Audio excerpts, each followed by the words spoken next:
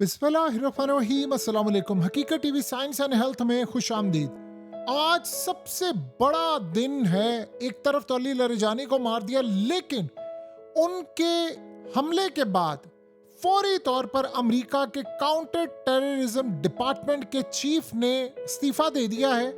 ये head of counter terrorism in United state हैं और इन्होंने जो इस्तीफा दिया है, इन्होंने मुंह पर दे मारा है अपना पूरे का पूरा ओहदा। और इस सूरत हाल के अंदर जो कैंट बेसिकली वो शख्स बने हैं जिन्होंने पहला ताज़ा हवा का झोंका फेंका है।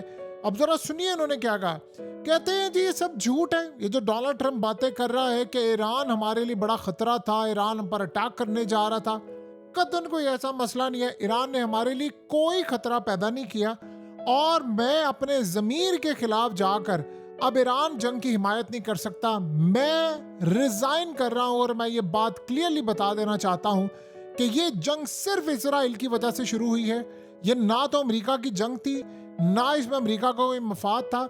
ये जंग इसराइल ने इस्तेमाल किया और इसके जो ताकतवर हल्के हैं अमेरिका के अंदर जो लॉबी काम करती है, उन्होंने ये जंग शुरू करवाई है।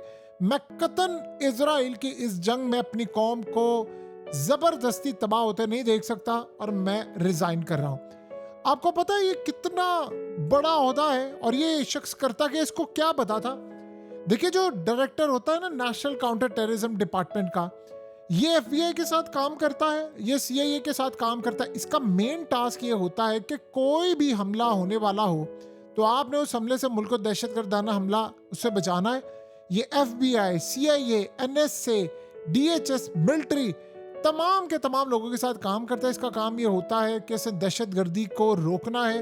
इंटेलिजेंस इसके पास हर तरह की होती है, कोई एक एजेंसी से नहीं होती। इसके पास सारे इंटेलिजेंस एजेंसी और सारे चीफ इनके पास होते हैं और सारे काम करते हैं। ये किसी से कुछ भी ले सकता है और ये डोनाल्ड ट्रंप के साथ खड़ा था। इसने जाकर डायरेक्टली ब्रीफ करना होता है डोनाल्ड ट्रंप को, निचले लेवल के किसी बंदे को नहीं। अब उसने जो इंटेलिजेंस मालूमात इकट्ठी की हैं, ये याद रखिएगा ये दुनिया भर के अंदर इंटेलिजेंस एजेंसियों के साथ मिलकर काम करता है। इसने जो इंटेलिजेंस मालूमात इकट्ठी की है उसके मुताबिक इजराइल पूरे वर्ल्ड को तबाह करने के लिए जा रहा है और गालिबन अमेरिका में कोई जाली कार्रवाई होने वाली है और इसने उससे पहले अपने आप को अलग कर लिया। इसको पता ये चल गया है कि अब अमेरिका की भी तबाही आ गई है, सारे वर्ल्ड की तबाही आ गई है, तो मैं इसका पार्ट नहीं बन सकता। तो उसने बड़ा क्लियरली कह दिया है कि ये सब कुछ इजराइल के कहने पर हुआ है।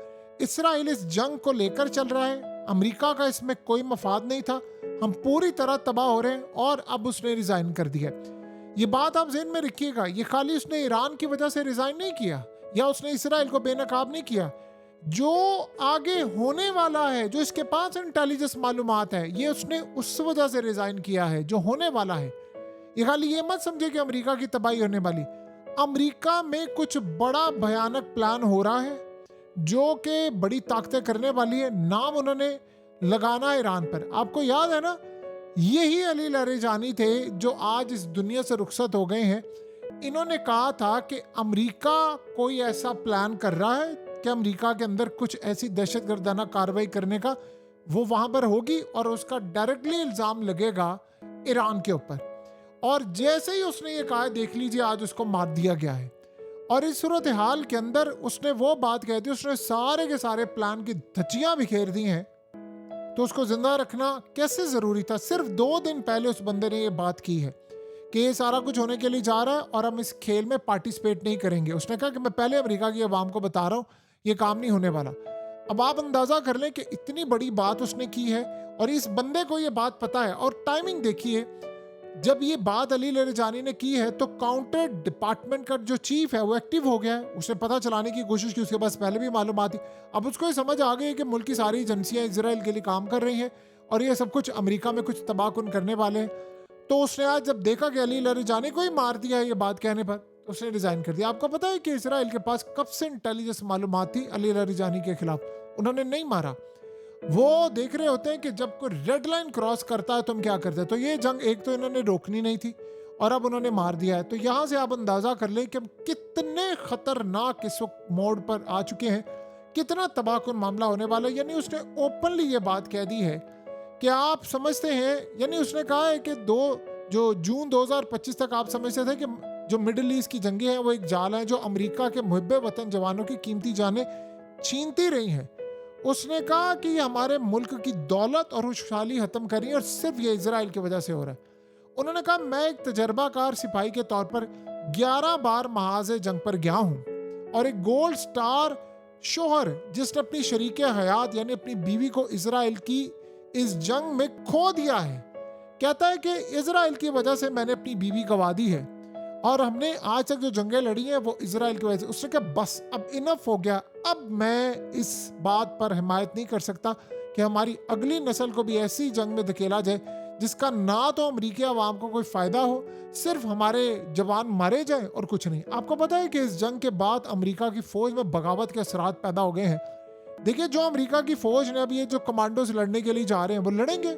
पहली तो बात यह है कि वो दिल से नहीं लड़ेंगे। अब उनके घर वाले वो कहेंगे बस इनफ इज इनफ हो गया है, हमने तो लड़ाई नहीं करनी। यानी आप सोचें कि इस बंदे की बीवी उसने इजराइल की वजह से तबाह कर दी, उसने कितना बड़ा कारनामा अंजाम दिया, इसकी जान को अब शदीद खतरा है।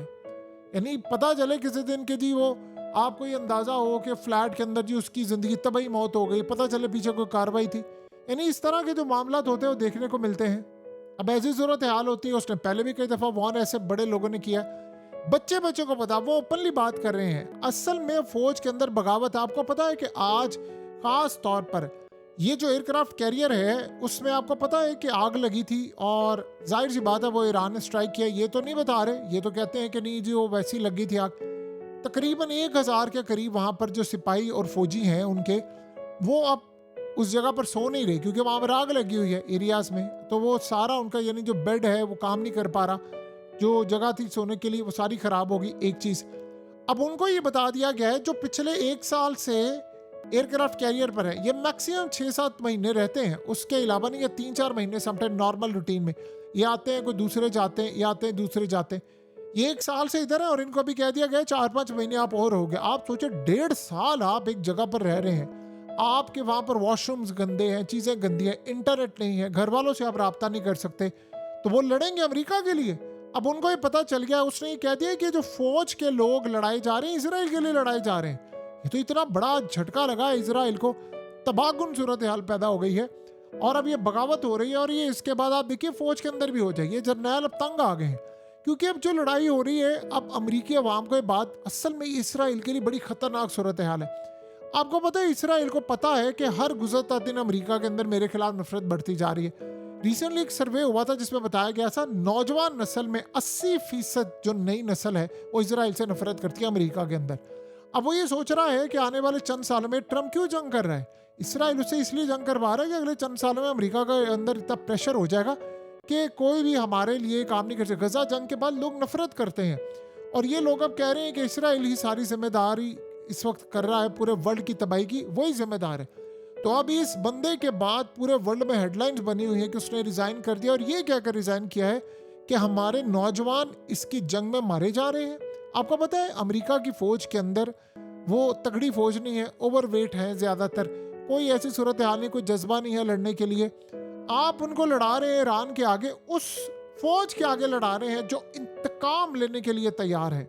यानी आज आप देख लें मुश्तबा खामनेई ने क्या कहा है, इंतकाम शदीद, इंतकाम लेना है। उसने कहा है कि मुझे सिर्फ हथियारों की अब जुबान समझ आती है, जिस बंदे से अमन की बात करके आपने मुज़ाकरात करने थे उसको तो आपने मार दिया, यानी वो अली लरिजानी को भी मार दिया और बाकी तमाम लोग। उसे कहा अब मैं सिर्फ बंदूक की जुबान में बात करूंगा, हथियारों की जुबान में बात करूंगा।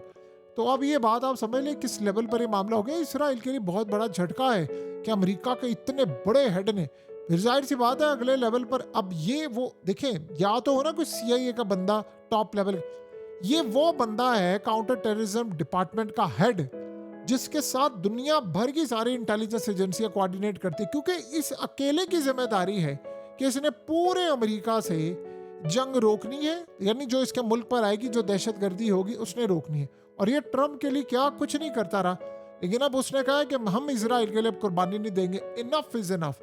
इस सारी जंग अमेरिका के लिए लड़ी जा रही है। और सोचे अब ये जब पैगाम जाएगा नीचे फौज में, वो जो मरने के लिए जिनको ट्रम्प कह रहे हैं ना जाओ जाकर खाक आइलैंड पर और जाओ जाकर लड़ो, आप बताएं वो क्या लड़ेंगे। अफगानिस्तान में हमने देखा नहीं, ये लिटरली इनका कब्रिस्तान बनेगा। आप देखिएगा ईरान के अंदर ये बड़ी तबाहकुन जंग होने वाली है। तो अमेरिका इस पूरे खेल के अंदर तैयार है, गुस्सा उसको आया हुआ है। तपा हुआ है कि ये क्या हो गया है। सो ये बात आप ज़हन में रखिएगा, आने वाले वक्त में हालात वाकई बड़े ख़राब होने के लिए जा रहे हैं। अमेरिका के अंदर खाना जंगी का एक माहौल क्रिएट हो रहा है और ट्रम्प के लिए बहुत बड़ा झटका है कि ऐसे रिज़ाइन कर गया वो बंदा जिसका काम था अमेरिका को बचाना, और उसने कह दिया है कि अब कुछ होने वाला। अब देखिए अली लारिजानी ने जो कुर्बानी दी है वो आप सोच नहीं सकते कि इस तरह की कई कुर्बानियाँ ईरान ने दी हैं, लेकिन इनकी कुर्बानी के बाद शायद जो इंटेंसिटी बढ़ेगी वो आयतुल्ला अली खामनेई की इंटेंसिटी यानी जो जंग की थी उससे भी ज़्यादा होगी। हकीकत टीवी साइंस एंड हेल्थ की इस वीडियो के नीचे कमेंट ज़रूर कीजिए, अपनी राय का इजहार ज़रूर करें और इस वीडियो को हर जगह शेयर करते हुए चैनल को सब्सक्राइब ज़रूर करें।